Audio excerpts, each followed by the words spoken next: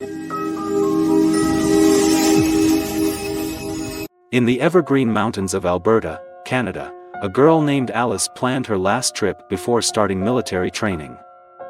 She was both nervous and excited, believing that her years growing up in the mountains would give her an advantage in terms of physical strength and skills. That morning, Alice said goodbye to her familiar wooden house, put on her backpack, and began to climb the steep slope. Halfway up the mountain, she suddenly heard a miserable moaning sound coming from the cliff. Even though she had been hiking for many years, she had never heard such a heartbreaking cry. Following the sound, Alice discovered a bear cub stuck on a precarious cliff. The cub seemed to have fallen from a steep cliff, where it was clinging very precariously. At the top of the cliff, a mother bear paced back and forth, clearly desperate to save her cub. Each wave of falling sand and gravel made the cub even more panicked, constantly moaning for its mother. Seeing that scene, Alice realized that the cliff was too steep for the mother bear to climb down safely. The mother bear's survival instinct urged her to try everything, but every effort pushed her to the brink of falling completely. The mother bear and her cub cried out, creating a heart-rending sound in the middle of the mountain forest. Faced with such a desperate scene, Alice decided to take action even though she knew that approaching the wild bear was extremely risky. She did not have any specialized climbing equipment and her house was too far away to go back and get it. In her backpack, there was only a roll of rope, but she had no anchor point to tie it. Knowing that time was pressing, she informed her parents over the phone that she would try to rescue an injured bear and promised to go look for her if she did not hear from her after an hour. Because the mother bear was extremely agitated, Alice chose to climb down from the other side of the cliff, then walked sideways to get closer to the cub. Without a safety rope, she had to cling to the smooth rock ledges with her fingertips and the toes of her shoes.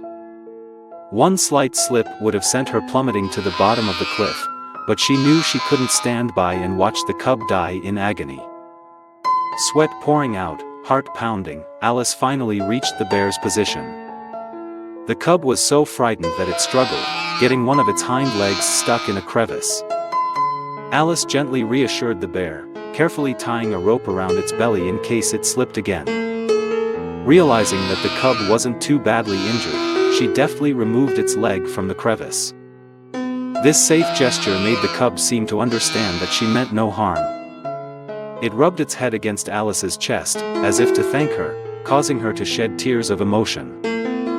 Now the next task was to get the cub down to the ground, or at least to a more level place. Alice deftly used the rope to lower the bear down, holding her hand tightly to control its speed. When the bear landed safely, she breathed a sigh of relief, then climbed down herself. Too tired, she sat down on the ground, exhausted but relieved that she had just saved a small creature. Suddenly, from the forest, the mother bear appeared, approaching the two who had just escaped. Alice's heart tightened, afraid that the mother bear would mistake her for a threat. However, the mother bear only ran to her cub, tenderly examined it and wrapped her front paws around it, as if hugging it to her heart.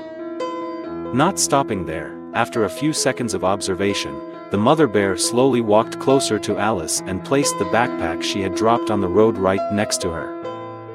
That friendly action stunned Alice, feeling the priceless gratitude from a wild animal. In the bright sunlight, she sat leaning against the cliff, drinking the last sip of cool water from the bottle in her backpack. The mother bear did not leave until Alice had somewhat recovered, as if wanting to make sure that her cub's benefactor was okay.